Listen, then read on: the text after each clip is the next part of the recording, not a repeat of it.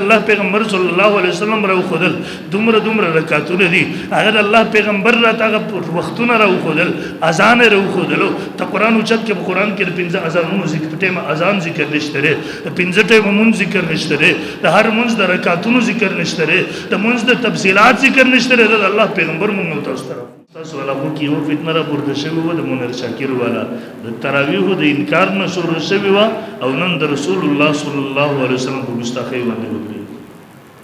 وسه تازه ولورز ما چې کلیپ اوریدو وای د الله نه علاوه د بل چا سره محبت حتی چې د رسول الله سره محبت د شرک دی بل ورزوي وای د الله نه علاوه د بل چا صفت کول چاهي هغه پیغمبر دی چاهي هغه ولی دی دا شرک او مولایانو خدا من ګورن باندې ټول عمر ژوند ژوندۍ دا شرک وای او دا هغه ظالم لاسونه د رسول الله صلی الله علیه وسلم ګریوان ته رسیدلې دي هغه لاسونه د نبی له سلام د ګریوان نه نوځي دا د حکومت کارو چې د لاسونه ورلمات کړی وي هغه د حکومت کارو چې د جبه ورنه کټ کړی وي هغه د حکومت کارو چې په دغه چوک باندې د ځوړن کړی وي پاستر او د قوم ته ورکولې وي لیکن حکومتونه غواړي چې دلته د بی دینیا نه زیات شي هغه غواړي دلته مولایان په خپل کې یو بل سره مستو غریوان شي لیکن مونږ هم ته خلک چې بیا د خلک دا قسمه تعمیر کې یره تاسو په امت کې پر قواریت جوړ کړل دي امت په سہالت تاسو کوم طرف تروي بابا ستا اخرت تبا کیږي نوې نسل تباہی سره مخامخ کیږي مونږ دغه غم راغلی استاد دغه نوې ژوند د ټول عمر تباہی نه ورسو مونږ دغه بد د اثر کړی دي د اختر پروز کې تاسو ورېدلی اگر اپاسه سورلس سو کالم مسلسل د مسلمانانو کوم عمل چې را روانو قرباني د قران مجید په اتو سورتونو کې ردی ذکر شوی دی او په ګڼو احادیثو کې ردی ذکر شوی دی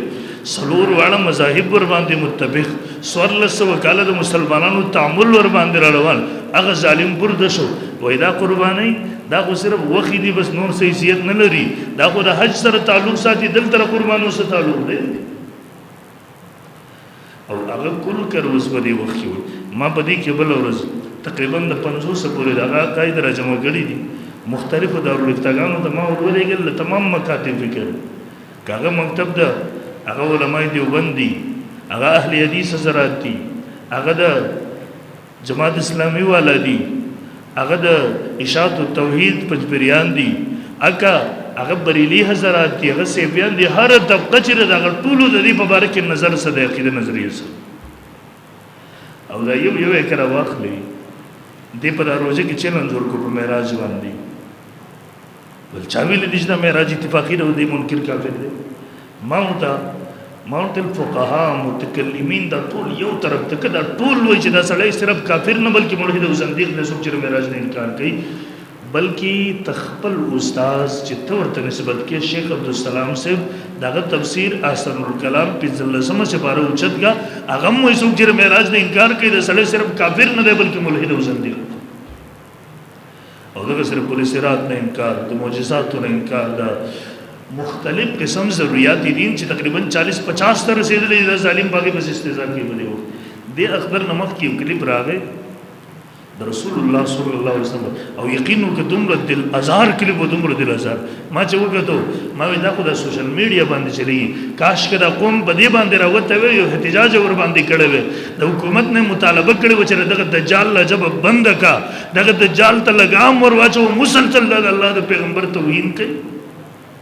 د خپل کلیپ کې څه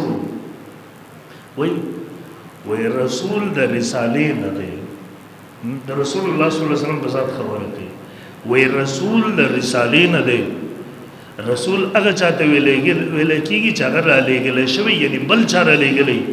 رسول د دې وجه نه رسول خپل خبره نه کوي رسول به د الله پیغام راوړي او د الله د پیغام نه صرف قران مراد اخلي حدیث نه حسابي باندې رسول به صرف قران راوړي نو یک رسول چرته د الله پیغام راوړي یعنی قران راوړي خو بیا دار رسول له پیغام لپاره دی یو بل دلیل کوي هغه بل دلیل دار د قران مجید نه وای الله قران کې وای یا ایها الذین آمنوا اطیعوا الله واطیعوا الرسول واولی الامر منکم اے مومنانو اطاعت کوي د الله اطاعت کوي د رسول اولی الامر منکم اطاعت کوي د فقهاء او مجتهدین د خدغه ترجمه نه کوي دی وای اصل